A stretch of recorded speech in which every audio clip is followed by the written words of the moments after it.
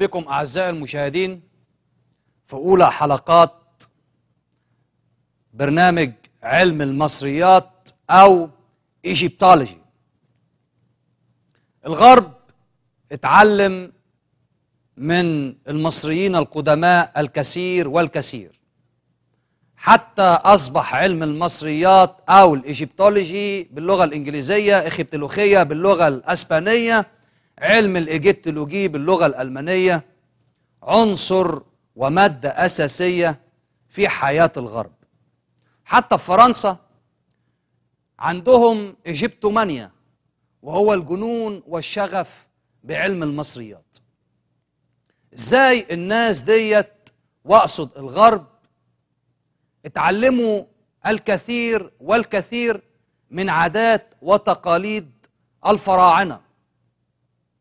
ازاي الناس ديت وصلوا لمرحلة ان هم حياة الفراعنة بالنسبة لهم بقت كل شيء؟ حتى الجامعات الأوروبية بها أقسام خاصة لتدريس علم المصريات، واحنا أصحاب البلد المصريين ما عندناش اهتمام بتاريخنا، وما عندناش وعي بالتاريخ المصري عموما، وخصوصا التاريخ المصري القديم. تيجي تسافر أوروبا تلاقي معظم الشعوب الأوروبية مرتديين مفتاح الحياة في رقبتهم. تستغرب، طب مفتاح الحياة ده جابوه منين؟ تيجي تسأل يقول لك أصل ده من مصر، دي عادة مصرية. نيجي نبحث ونتأمل في مفتاح الحياة أو عنخ باللغة الهيروغليفية، هنلاقي إن جذور مفتاح الحياة هي الأسرات القديمة. وأجي أشرح مفتاح الحياة ونبص كده على الشكل الأول لمفتاح الحياة على بردية من برديات علم المصريات، وهي بردية إرس، ودي أشهر البرديات اللي عثر عليها في أحد المقابر المصرية بالبر الغربي. هبص ألاقي مفتاح الحياة اللي هو في المنتصف، وعلى الجانبين في خرطوشتين.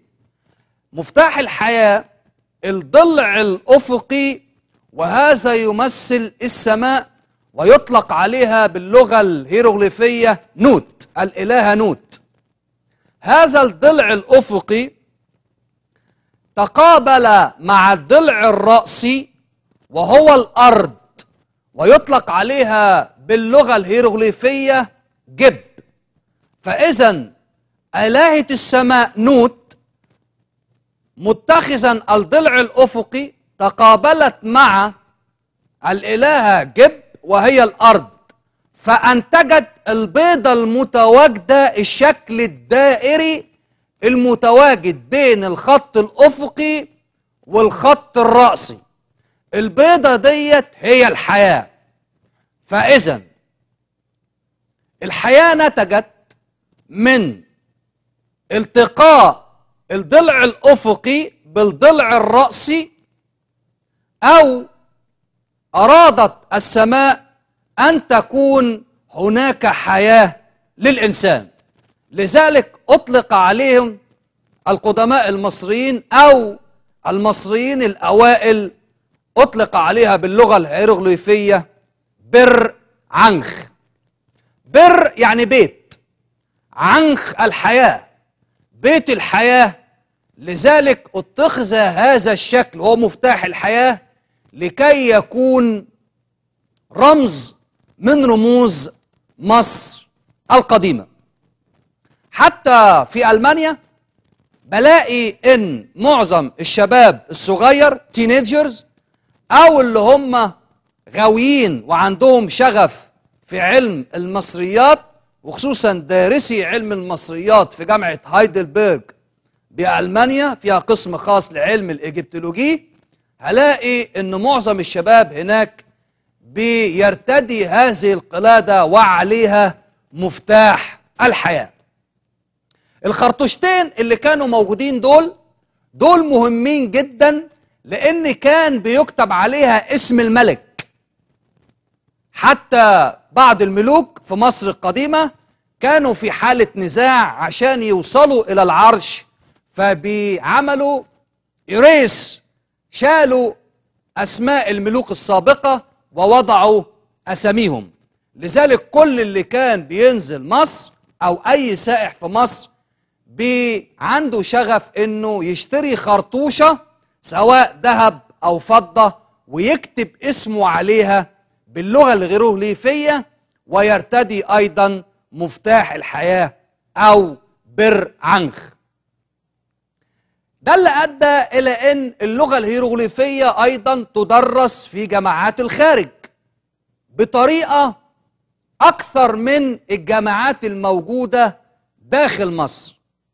اللغة الهيروغليفية أو هيروغليفوس باللغة اليونانية، هذا الاسم مشتق من اسمين: هيروغليفوس. هيروغليفوس أي الكتابة المقدسة. الكتابة المقدسة ليه أطلق عليها الكتابة المقدسة؟ لأن كانت هذه الكتابة تنقش على جدار 3 أشياء: المعابد والمقابر والتوابيت، وهذه الأشياء مقدسة، لذلك أطلق عليها هيروغليفوس أو هيروغليفيك أو اللغة الهيروغليفية الكتابة المقدسة. اللغة الهيروغليفية بتكتب على المقابر زي ما قلنا، ولكن المهم جدا لازم نعرف ايه الفارق بين الحجر واللوحة. حجر الهرم بيطلق عليه حجر، ما يطلقش عليه لوحة. ليه؟ لأن الحجر لا ينقش عليه أي كتابات، أما اللوحة فهي تنقش عليها الكتابات. inscripts أو الكتابات بتنقش depicted على الألواح، لكن الأحجار بتستخرج من المحاجر فما بيتكتبش عليها أي حاجة.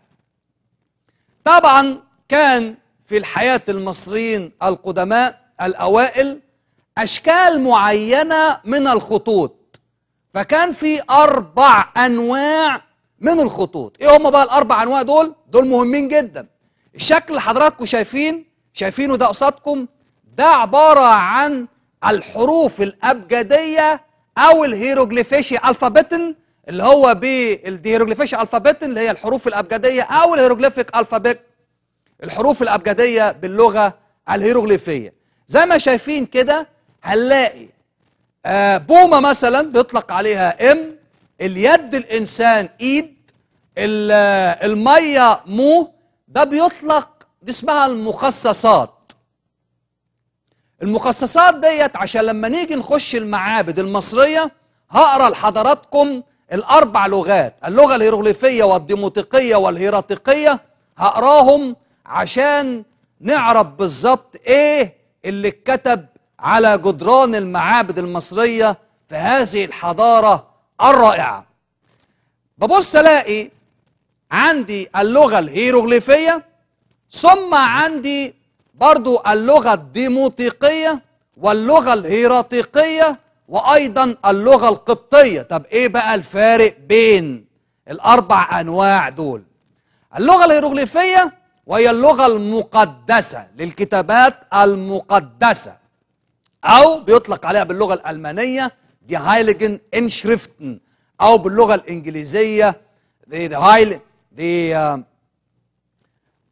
سيكريت انسكريبتس اللي هي الكتابات المقدسة، أو سكريتو انسكريبتو باللغة الأسبانية.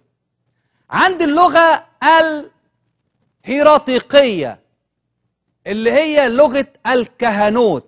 الكهنة كانوا بيتكلموا مع بعض، بيكتبوا رسائل إلى بعض باللغة الهيراتيقية. اللغة الديموطيقية أو ديموتيكوس باللغة اليونانية، ده أصل الكلمة، دي اللغة العامة اللي كانت مستخدمة بين الناس، وللعلم بالشيء وليس الجهل به، في 7 أشخاص في العالم كله بيجيدوا هذه اللغة اللي هي اللغة الديموطيقية، ومعاهم رسالة دكتور أربايت أو PhD أو دكتوراتو باللغة الأسبانية، معاهم دكتوراه في هذه اللغة وهي اللغة الديموطيقية. منهم طبعا الأستاذ الدكتور عبد الحليم نور الدين، حاصل على درجة الدكتوراه في علم اللغة الديموطيقية من جامعة آخن بهولندا.